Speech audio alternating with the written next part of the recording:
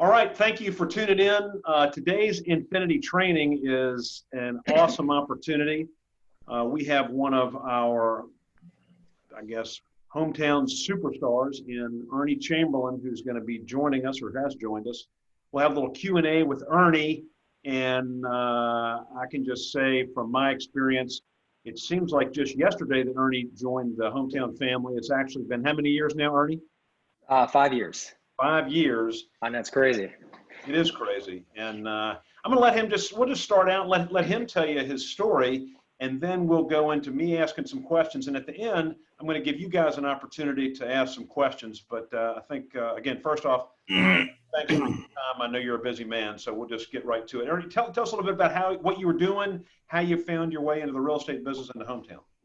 Yeah, it's you do a good job of timing these things out, because I was just flipping through to see who's all on the Zoom, and it all looks like mostly new faces. So that's good. I haven't told this story in a minute, but I was a high school English teacher for 10 years. I taught in North Carolina for 6, originally from Ohio.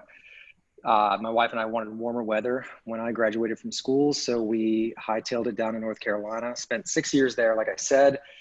Moved up to Richmond for her job almost 10 years ago, I guess 9.5, whatever it is. And I continued teaching here. I was at Meadowbrook High School in Chesterfield for 4 years. And probably around year 2, I thought I need to probably do something different. And I had no idea what it was. And so I started, just kind of thinking about what I wanted to do when I grew up. And one thing led to another, and someone had mentioned, my whole goal was to get out of teaching, preferably, and try to find something where I was just working with adults. I thought something in sales or marketing would make some sense. I wanted something that was in sort of the relationship building realm, I guess. And somebody mentioned real estate to me one day. I started to look into it. I found out about how to take the test and what all that would encompass. And my plan was in January I'd kind of made this decision probably in November of 2014. I decided to do it in like January of 2015, or maybe it was February, whatever it was.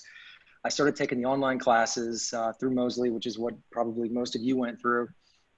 And yeah, I just kind of set it all up so that I wanted to finish the school year and go right into real estate and never turn back. That was my goal. And I announced I was leaving in March, and I think people probably thought I was crazy. But yeah, finished up the test, interviewed with a bunch of different brokerages, chose hometown for a multitude of reasons that I can get into. But my license posted on the last day of the school year. It was June 15th of 2015, and I was kind of off and running after that. So yeah, I never really looked back. And I guess to probably go ahead and answer one of Deane's follow-up questions, when I first got into the business, I remember it was a Friday. My license had posted. It was actually a teacher work day, the last day of the school year, so I didn't go the last day, which was fine. I went to some training that John Hicks was giving at the Mechanicsville office, and to be fair, I had no idea what was going on. I took some notes, I took some info, and then I just started going to, I think they started the Powerhouse stuff shortly after at the Carytown office. And I was just a regular Monday. I feel like it was Monday through Thursday. I just kind of went every day. I had nowhere else to go. And that was mostly taught by Mike Chenault and Tommy Sabiga. And those guys were great. And, kind of whatever they said to do is what I did. So. Right. So in essence, you had no idea what was going on. And so what's the skill set? Because everybody here probably came from a different line of work. I mean, I don't know, some of us may have just come right into real estate, but most of us did something else. So what skills, what did you have to change from being a teacher, which I guess that's some sales, you got to sell the material to these kids, but right. What was the biggest change? Not having a schedule was probably like, in simple terms, it was just, I had to create my own schedule and, had to hold myself accountable. It wasn't like you had to be in this location at 8 a.m. and then you had to do this at 9, and you could kind of, so that was probably one of the I guess, quote unquote, bigger challenges, I just would start in the morning and stop at night. I mean, that was kind of my mentality at the time. But But the bell didn't ring, right? I mean, there's no bell, there's no lesson plan, there's none of that. And like, I just had lunch with Jake Croco, who's on this Zoom right now, and he came from the moving business. One of the things he's like is sort of like, so what do I do? There's nothing there. What did you do? So like I said, I went to that training that Friday. I started doing the powerhouse stuff shortly after. It was probably my first week of getting a little bit of training under my belt, where I thought, okay, so I'm getting a sense of how this works. I need to find people who want to either buy or sell a home in the Richmond area. And somebody gave me this, one of the first trainings, they gave me this, there were all sorts of things that were handed out or whatever, but one of them that I still have hanging in the office is, it just said, if you do these, pick one of these items, if you do it well, you should get 12 deals. And I thought, all right, well, I'll pick 2 of those and I'll sell 24 houses. That'll be amazing. Like and all sorts of things on that list. And I just started doing open houses kind of right away. And that's kind of how I built a chunk of the business, was through those open houses. Didn't really know what to do at the open houses either. I just kind of went back to those meetings and listened to what other people were doing. I feel like I observed 1 or 2 people before I actually went out and did one on my own. And a lot of it was just, trial and error. I found that, the open houses worked for me because I could get in front of these people and, I could meet them. I could have like a genuine conversation. I could I've gotten much better at them over the years, but, maybe I could grab an email or an address or a phone number or something. And then that was like, then I would start building this database, because, Mike would always say, you got to call all your people. And I'm sure everyone says this when they're first getting started. I've called all my people. I called them all yesterday, all 7 of them. And I don't really want to call them again today. So it dawned on me that I needed to find more people. And I did that through, doing these open houses. But funny little side note to all that, some people were also talking about, getting out and knocking on doors. And you could, if you were having, an easy way to do that, because it can be kind of intimidating, was if you had an open house on Sunday, you could just print up some flyers and you could go hit 50 houses or 100 houses, or however, you could hit 500 if you wanted to.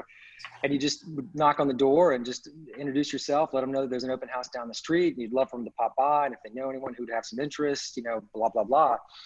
And I was, one of the cards that I wrote yesterday was to someone I met door knocking in June of 2015. And I still follow up with them today.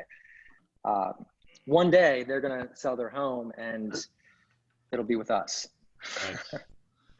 So when you first started doing all these open houses, I remember when we've done one of these talks before, you weren't just doing 1 per weekend. Tell me about your schedule when you were doing open houses, and didn't you even do some on weeknights or weekdays? Yeah, we still do some on weekdays. It just kind of depends on the nature of the house. If it's like, some new construction, we're representing the builder and it's this, kind of an ooh and ah sort of place, we might do like a Thursday evening happy hour sort of thing, or maybe on a Friday. We do some of those, but on the weekends, I just, that's when most people aren't working, and that's when people are going to, no one goes to an open house on Tuesday at noon. So I just kind of set it up. I did a little bit of side agent work when I first started, and it just wasn't a very good fit. But the open houses were great. So what I would do is I would try to jam pack them all into a generally the same area for weeks on weeks, because I figured if someone is looking in the Lakeside area, if I can do an open house in Lakeside, and if I don't, catch them this weekend, if I do another open house in Lakeside next weekend, maybe I'll see that person again. Right. And maybe that person will start to think, gosh, like Ernie he must be like the Lakeside guy. Why would we call anyone else? That was my thinking, which I think actually does work. It can be hard to, I want to do an open house every weekend and, Walton Pond. Well, we don't have any listings in Walton Pond, whatever it was, but I would try to be somewhat strategic. And I would do an open house on Saturday from noon to 2, and then I'd scurry off to my next one, 2:30 to 4:30. And then on Sunday, I would do the exact same thing. So I would generally because in my mind, if I did, if I worked most weekends, at least for the first year or 2 or 3, Again, my little sheet told me that if I did 48 open houses, I'd sell 12 houses. So I figured if I just did 96, I could sell 24. That was my thinking. So for those of you that are listening, pay attention to what he just said. So rather than doing the minimum, he doubled down on things and got, in his mind, double the results. And I think actually the results are much more than double that in the long run. So yeah, in the long run, when possible, doing 4 open houses on a weekend, 2 on Saturday, 2 on Sunday, when possible. And then remember what he said about trying to brand himself when possible in that area. And I think that makes a lot of sense where, all of a sudden people think, well, gee, Ernie's the guy. I've seen you 3 weekends in a row. You must be the guy. Yeah. And the way it kind of translated in the new business, or my first initial business, was, I guess I was probably doing these open houses like, in June. I guess it would be, let's see, it would have been like in July of 2015, I guess, when I was really kind of starting to hit these open houses kind of harder. And I did them all through July, all through August, I sold my first house in September, which was just to somebody I used to teach with. So that's kind of how everyone does it, right? It's an aunt and uncle, somebody that you knew from your old profession. And then, but the question is always, that's great. And it was awesome to sell that first house. And it's kind of like, well, where's the next one going to come from? And I did these open houses and I ended up selling 3 homes in 2015, 1 in September, and I think 2 in November. The open houses started to pay off. They honestly, they didn't really pay off right away, as I recall. I'm kind of getting my dates messed up here, but July, August, yeah. And then by September, I started I had a little bit of a stable of people that I could take out, or I could at least reach out to. And then poof, 2016 rolled around and sold a couple houses in January off those open houses. And then February of 2016 was the last month where I didn't close something. And then, March was great. And then it was just kind of off to the races after that. Cool.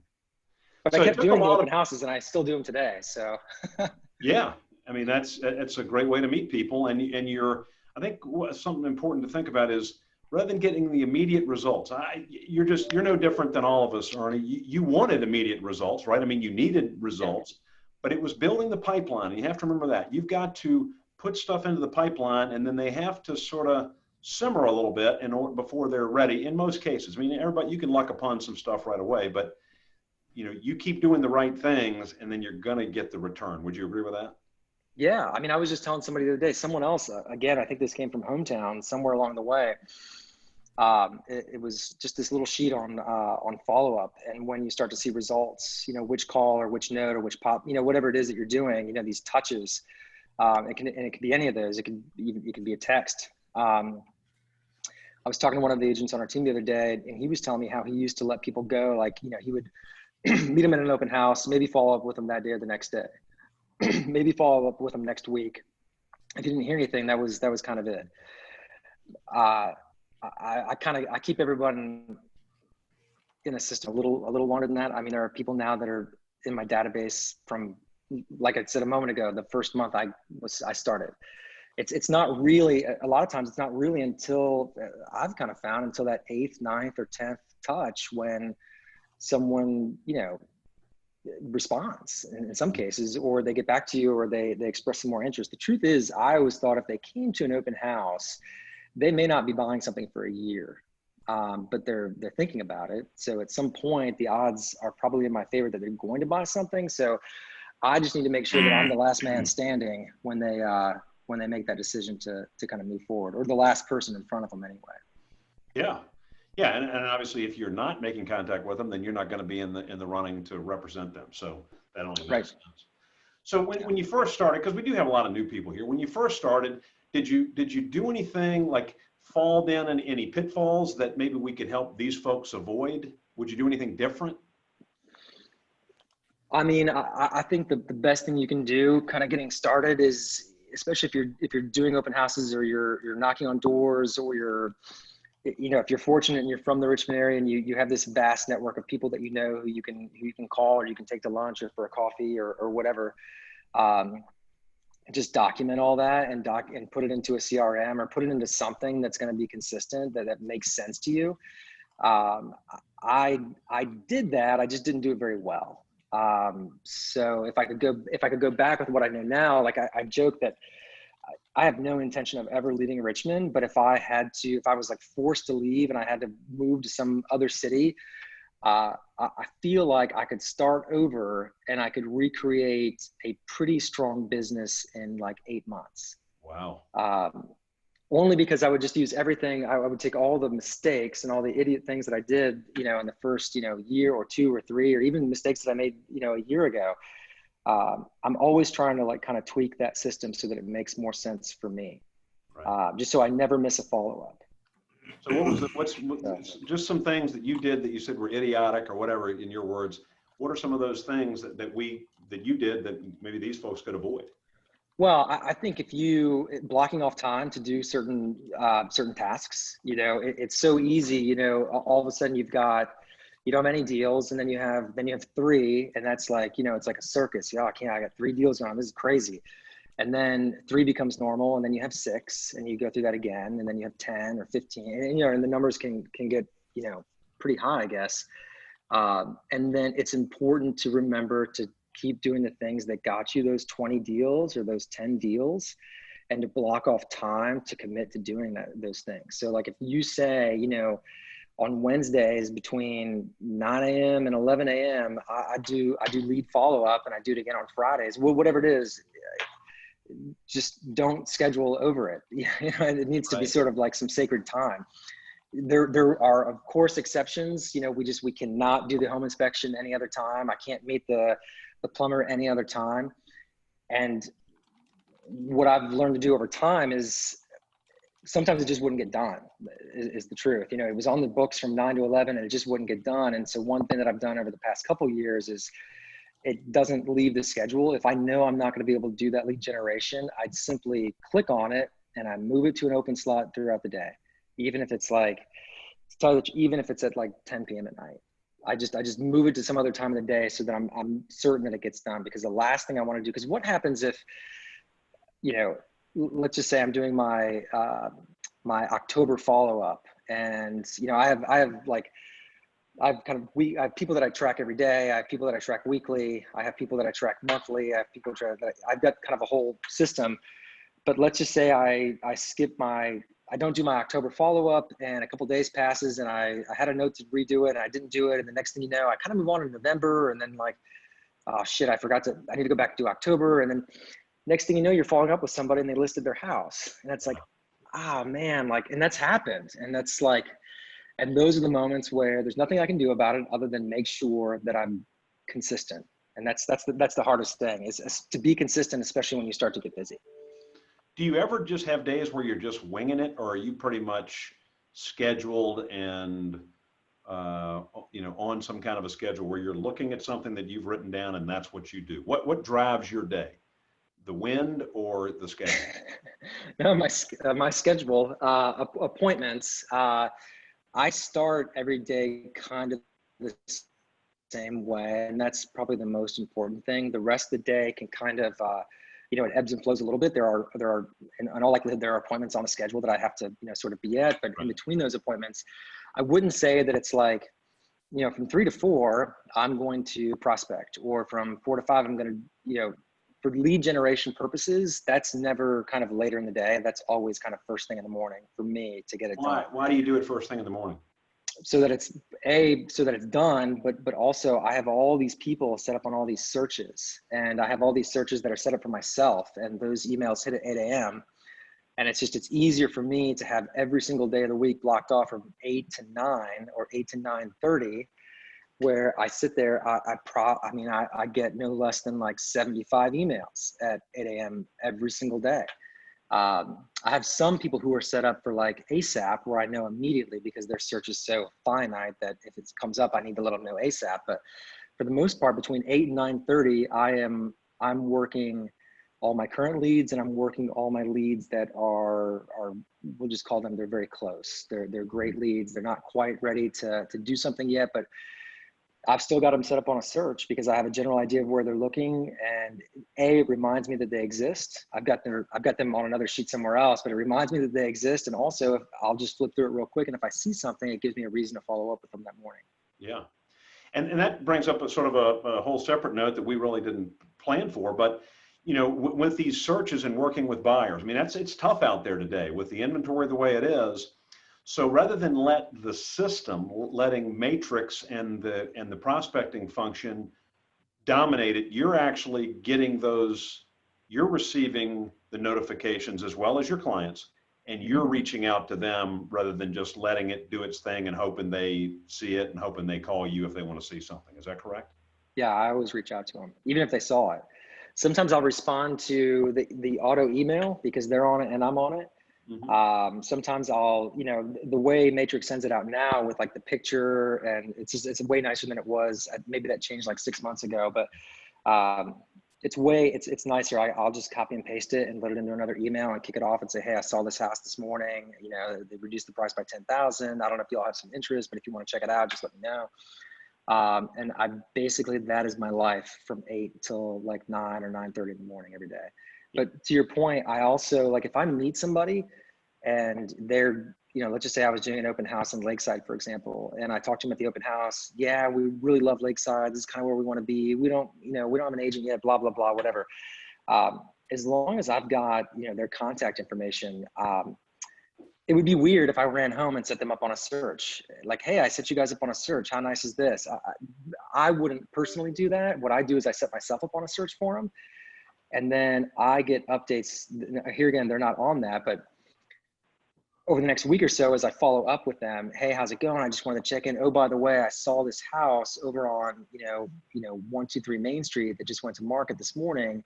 Would y'all have any interest in checking it out? Oh yeah, that's a cool house. And if I haven't had that whole where are you finding your homes at yet, kind of conversation, I just assume everyone is kind of looking on Zillow. I've already had the do you have an agent, conversation, because otherwise I wouldn't be following up with them and I wouldn't have gotten their information. But that's kind of the time where I will, once I've made that first contact post open house is generally when, I'll try to set up the appointment where we can sit down and talk about home buying and get them on a search, that sort of thing. But I figure I'm trying to be better than all the other agents who are out there. So, they went to 5 open houses, they met 5 agents, and 3 of the 5 shot them an email thanking them for coming through. And I was one of them. And then a couple of days later, maybe one of them followed up and said, hey, just wanted to check back and see how things are going. That's also me. But maybe I also included in there, by the way, I know you're looking in Lakeside and I saw this house. I thought it was pretty interesting. If you have any questions, let me know. And it's like, well, this guy, like, he's like sending houses already. Like, what's up with that? And it takes 2 seconds to do all that. I mean, that's a thing. And then I've got the appointment. Then we meet at the office. Then we talk about things. I give them the buyer presentation, yada, yada, yada. And, you sell a bunch of houses. But you have to make the time to do it. It only takes 2 seconds, but if you don't make the time, then it never gets done. Yeah. Yeah. So 2 seconds times 100 adds up, but that's right. It takes a while. That's right. So when you got in the business, now you're on a team. George is your team, Matt Giroux, and you, and how many other people on the team now? We've got 2 other agents and 2 back of the house people. Okay.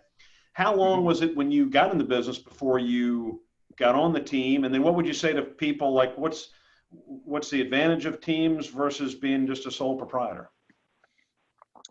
I guess it just depends on what your goals are and what you want to get out of real estate. And you might see yourself as somebody who is going to have their own team one day. You might see yourself as, it also depends on just life circumstances. Yeah. Somebody who has, 3 or 4 kids who is, they're just in a different sort of realm than I'm in. And they can't, whereas I can work most waking moments of the day, they may not necessarily be able to do that. So I see the value no matter what your goals are. I mean, you can take Tommy as like probably the most, perfect example in the company. He was with Mike Chenault for years and did a great job and sold, tons of houses, et cetera, and learned how, learned how to build a team, kind of the right way. And now he's got, probably the second biggest team at hometown to Mike's team, I would imagine.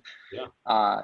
So there's benefits for everyone, especially if you're new and you're having a difficult time, I guess, kind of procuring those new lead sources. That's what, kind of being on a team can be helpful with. And also it's nice to have, like, you've got other people who are, who I guess, kind of have your back, who can answer questions, who can help out, you can throw ideas off of, who you can call on a pinch, who, and on some teams, they're going to, some of those leads that come in are going to, trickle down, and there's opportunities for that. I would imagine on most teams as well. I mean, if I get a Zillow lead, which I don't pay for Zillow, but people still, they click on your name or whatever, a Zillow lead comes through, or if there's a sign call like that, as I'm checking messages, if I'm not in a position to respond to something, basically immediately, then that just gets kicked to someone else on the team.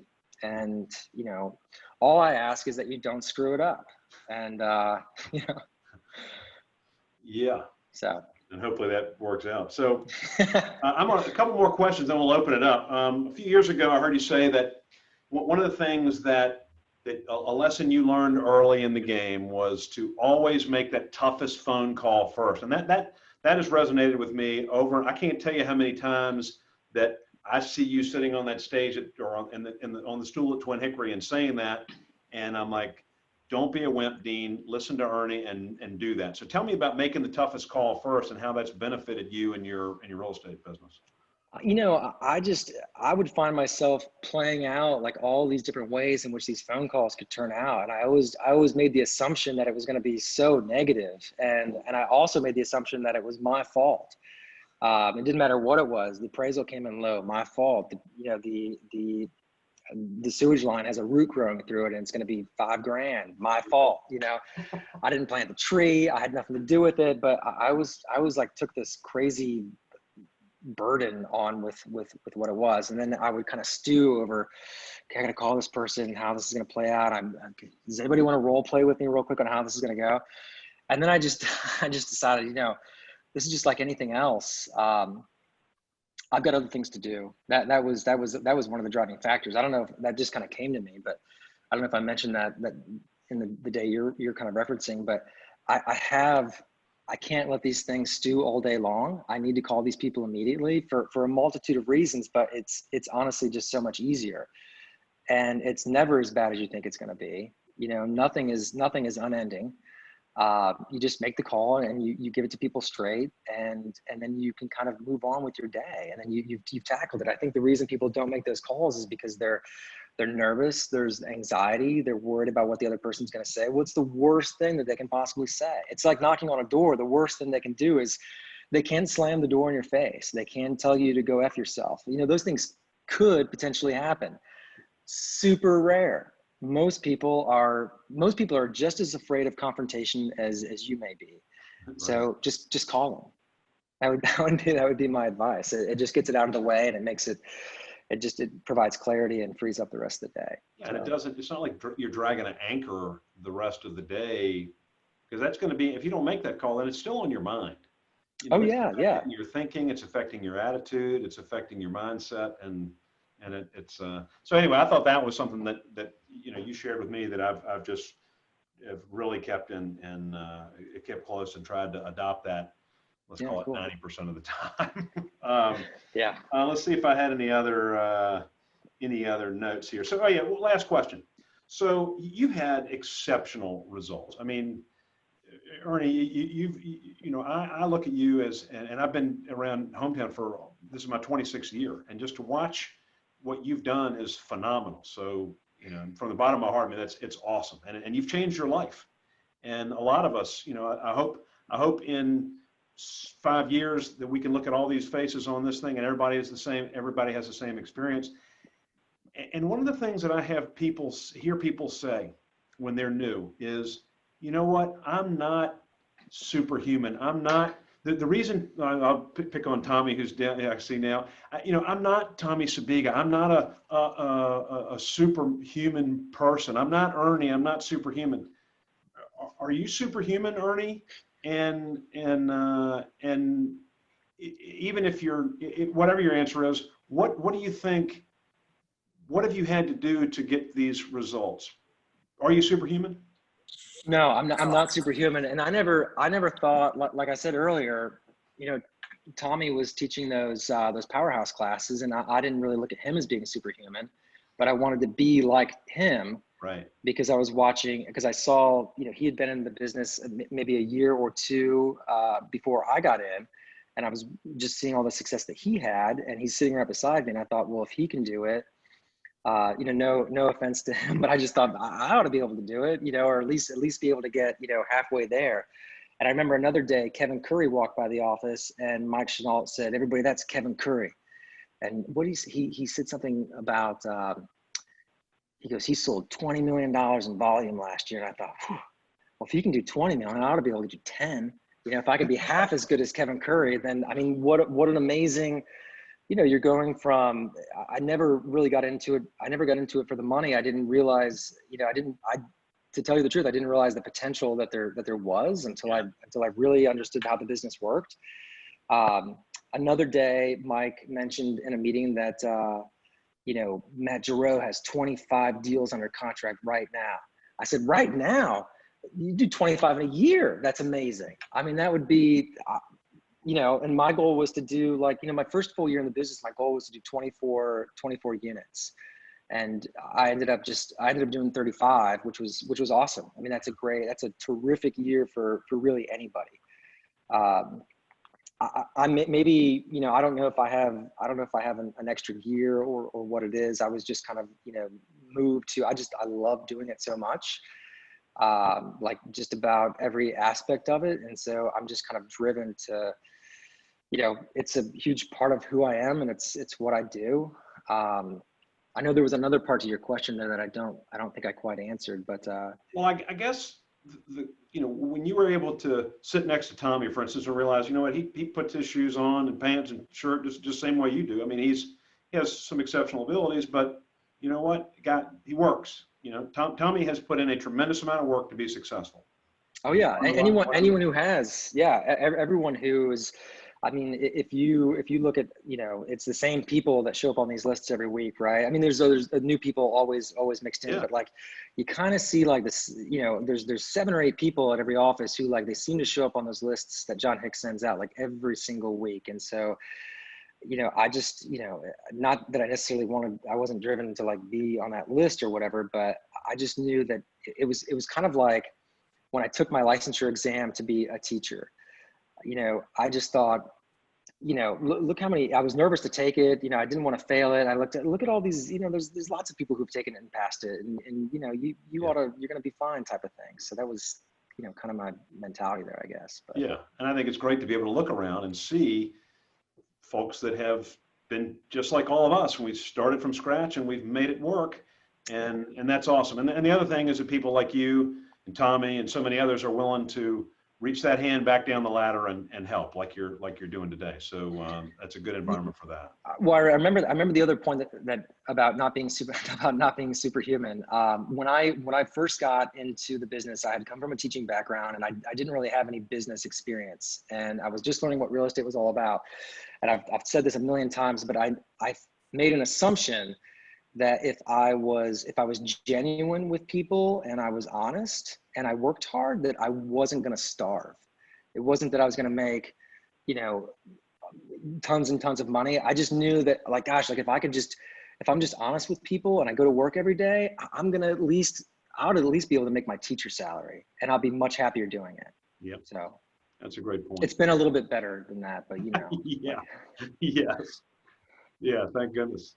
I've come from an education background too. Yeah, no. All right, so if we can open it up right now. Anybody have any questions for our guest, Ernie Chamberlain? I hope you do. So you have to unmute yourself if you have a question. Ernie, this is Chris Zadivar. How are you? Hey, Chris, I'm doing well. Thanks, man. Great. Hey, Ernie, so I don't know if I came in late to the meeting, so I don't know if you discussed this or not, but I do remember the note cards that you sent out in the very beginning of your career. Do you still do that today and just reach out to a specific neighborhood and just letting know who you are? Yeah, it's a little bit more targeted than it was when I first started, but again, it goes back to, you need to reach out to your database, and I didn't have a database. I'd called all my people multiple times at that stage. So I was, what I used to do is, and I still have all these files, but I would just sort of like, and it's best to probably do it with an open house, but you're going to do this open house for this other agent on Sunday. I mean, there's no, why not choose to kind of farm that neighborhood for a little bit, and you can knock on 50 doors. Anyone who actually answers the door, you actually had they said hello, or you had a conversation with them, jot down their name, jot down their address, put them in the system, and follow. That's an automatic card that I would write on Monday. Anyone who didn't answer the door, you can write them a card on Monday and just say, hey, sorry we missed you at the open house, blah, blah, blah, whatever you want to say in it. Somewhere in there, if I can ever do anything to be helpful, please let me know. Is kind of always the key line for me. But then I would have this like neighborhood where maybe I did this open house and I had written everybody, I had not only knocked on 50 doors, but even if I didn't knock on any doors, I could still write 50 cards in the neighborhood announcing the open house. If I don't have anything else going on, I got plenty of time to write 50 cards. And then I would just keep them, basically on a Google spreadsheet, with tabs on the different neighborhoods. And I'd have a note, maybe every 2 months, maybe every 3 months, I might drop those people, another note. I might try to target another open house in that neighborhood. And yeah, that's what I used to do. I mean, now it's a little bit more, I still write, I've got enough, thankfully, I've got enough past clients and sort of current clients at this point where a lot of my card writing is centered around those folks. But we've got a number of investors that we work with. And so I'm always kind of targeting, those types of houses that they could potentially buy and renovate. And so when I'm out walking my dog and this is the worst, when I'm out riding my bike with my wife and we're not supposed to be working, we'll be riding our bikes and I will see a house and we're going slow enough where I just whip the phone out and I take a photo of it. And then later on, I write down the address and I do a little recon on it and then generally drop those people a card. And then they go into a little system where I just follow up with them because we're always looking for kind of raw product. So. Thank you for sharing. Yeah, no worries. One thing real quick, Ernie, your line, I remember this from our last presentation. You mentioned it quickly, but I want people to take note. Please let me know if there's anything I can do to be helpful or whatever what is your exact line that you like to write? Yeah, if there's anything I can do to be helpful, please let me know. It's something to that effect, yeah. A nice, soft, it's not pushy, right? But it's genuine. And I love that line. I love that line. So if you want to steal something from Ernie, maybe that's a good one to plagiarize there. He'll give you permission for that. Just don't forget the comma. If I can ever be helpful, comma, please let me know. There you go. Punctuation tip from Ernie Chamberlain. So I've got one. I've had agents in the past that they get one contract pending and all of a sudden they're too busy to prospect and generate leads. And that's just with one contract. And so as you've gotten into, a dozen houses under contract at once, have you had to learn or change or, figure out, okay, how do you then still squeeze in prospecting, or do you just let it go for a couple weeks at a time because you're negotiating home inspections, how have you handled as your volumes increased, still figuring out prospecting? I wish I could say I had that 100%, dialed in. It's something that I probably still struggle with from time to time, and I'm still kind of working on. One thing that I mentioned earlier was if I've got prospecting set up for, whatever time in the morning, and all of a sudden, boom, I've got this home inspection, I can't get to it, or I got to go do this, or I got to go do that. I try to move it to another open slot in the day, even if it's super late at night. And I try to give myself, like, if my goal is to write 5 cards a day, then, I try to, you might get home super late and it's like, damn, I didn't get to these 5 cards, or it dawns on me I still need to write those cards. And I try to, at the very least, it's kind of like, going to the gym and doing a half-ass workout is probably better than not going to the gym at all. So I'll try to hammer out like 2 cards, just so I can say I did something that day. I also try to make like, I kind of know who I'm, for the most part, I kind of know who I'm supposed to be following up with on kind of sort of a weekly basis, if you will. And so I've got notes to kind of follow up with those people. So I try to make some of these calls like, in the car, that sort of thing. If I've got specific people to follow up with, and for whatever reason I haven't gotten to it, when I am in the car driving, if I'm not, taking a phone call about this, that, or the other thing, in my mind, I'll just roll through and think, who haven't I talked to recently? Because I need to utilize this time in the car to talk to somebody about something. Oh, I haven't talked to Raven in forever. She closed 8 months ago. Good Lord. And so I'll call her up in the car, and I'll try to I'll make a note of that. Usually when I stop, because everything is really accessible for me on my phone. I'll just make a note that I talked to her. So I try not to. We were joking about this the other day where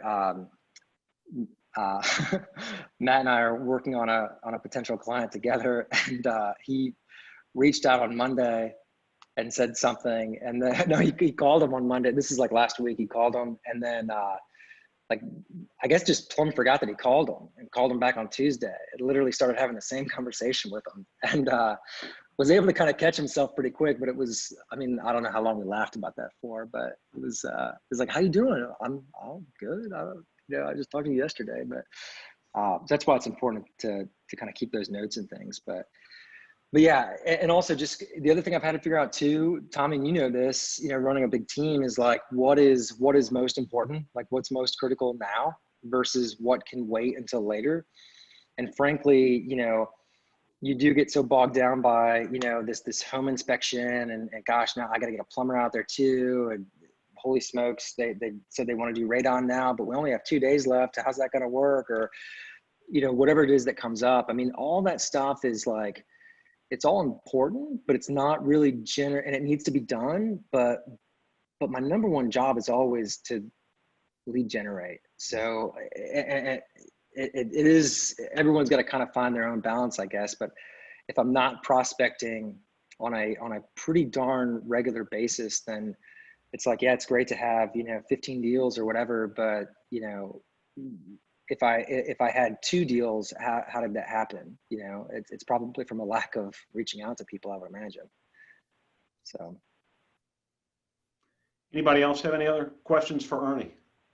Ariel. Well, yeah, I was going to say, hi, I'm Ariel. I'm actually on Mike Chenault's team right now, so I'm really excited. Hopefully my license will post within the next day, but I have a lot of questions. I wanted to ask one specifically though. I'll be kind. I'll only ask one. As far as things that you do, I'm really curious as to what you do that distinguishes you from other real estate agents, whether that's the cookies that you bring to an open house or the personalized touch with the notes, because obviously we're all doing the same activities, but the goal is to convince someone why you are the best real estate agent. And I just want to know what that has developed, I guess what you've kind of developed to be your personal brand, if that makes sense. Just like what makes you in this industry, something that you found that works really well for you. I'll kind of touch on, I guess, some of the stuff that I kind of mentioned earlier. I think for me, when I was doing these open houses and I was trying to keep them in similar locations, like they didn't all have to be, in North Side, but, if I could kind of stay in the general northern Richmond area, if I was bumping over to Henrico, or even if I was, going up to Mechanicsville or whatever it was, as opposed to like this week I'm in Chester and next week I'm in Lakeside and next week I'm in Glen Allen. I tried to kind of group those together so I could, because my goal was to see the same faces potentially over and over again, so they could recognize me as kind of the authority, if you will, on that neighborhood. But when I would get to these open houses, because none of them were, I didn't have any listings, none of them were my listings or whatever, I would take like 5-10 minutes and do a little bit of research, and I would actually know something about the house when people would come in, but I would also kind of know what was happening in that little pocket where I was, and I could reference other things that were happening in the area.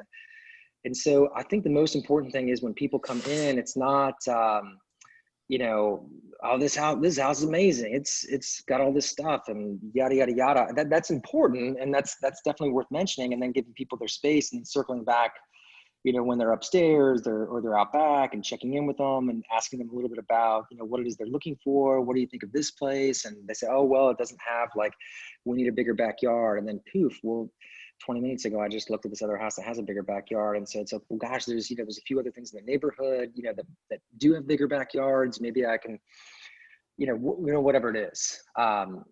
And I would just try to build, you know, for me, I just wanted to I wanted to have a genuine conversation with somebody. And actually, I've always thought, like, and maybe you agree with this, like the best interviews are the ones where you didn't really talk about the scope of the job at all. You know, you went in to interview for a, you know, whatever position, and you ended up talking about, I don't know, like, you know, restaurants in Richmond, and you're interviewing to be a CPA somewhere or whatever it is. Those are always kind of the ones that people land, because I don't know that I wanted people to leave an open house or to leave a meeting with me and have a good feeling that I was going to take care of them and that I had the best thing you can do is you never talk anyone into buying a house, but it's okay to talk someone out of buying a house. And that's going to build, it's the right thing to do. If you don't think it's, like, you know, it's going to fall apart on them in 2 hours, or it doesn't really check all their boxes and you can tell they're kind of stretching, and to remind them that, you know, gosh, like, you know, are we sure this is the right one, you know, because it doesn't have X, Y, and Z. And, you know, I really kind of thought we were focusing on X, Y, and Z, and, like, gosh, yeah, you're right, yada, yada, yada. And yeah, it's going to take longer to find them a house, but I don't care. You know, I want them to find the right house. Mm-hmm. Every time, without exception. So I don't know if that answered your question, but I think, just like I said when I first got in, just being honest with people and having a normal conversation and not beating them over the head with anything. Being consistent. There's a difference between being consistent and being annoying. Try to be consistent. Noted. Yeah. Did you have another you. question? Yeah, no worries. I had quite a few, but I figured I'd let other people go. Yeah, you're welcome to call me sometime if you want. I sent you a connection request on LinkedIn, so I'll definitely pick your brain. Okay, cool. Thank you. Yeah, no worries. Anyone else? Anyone else? I wanted to add something to what you just said, and Ariel, and I'm not around Ernie all the time, but I've been around him enough to know that, I guess my question is are you ever pissed off? And one of the benefits of you is you exude positivity and genuine confidence, I would say. You're well-spoken, but you smile. It's evident that you love what you do, and people are attracted to that positivity. And even though now he's got a million things going on, he never looks stressed. He always is willing to take time to help, like this and other things. And I'm sure that carries over to the clients as well. So that is a huge thing that separates Ernie from the 5,000 other people that carry the same distinction that all of us do. So I would just add that and keep that in mind as well. He's too modest to probably tell you that, but he's, you know, that's one of the things that he does very well. Deane, if I could piggyback off of that, actually, Ernie, when you were new, because a lot of what I've heard is, like, fake it until you make it, right? And what were some of the things you did, or how would you recommend us being really good at that in the beginning? Because I think we're all enthusiastic and we're really excited to be here, but how do you go into something exuding confidence when you don't necessarily know what you're doing yet?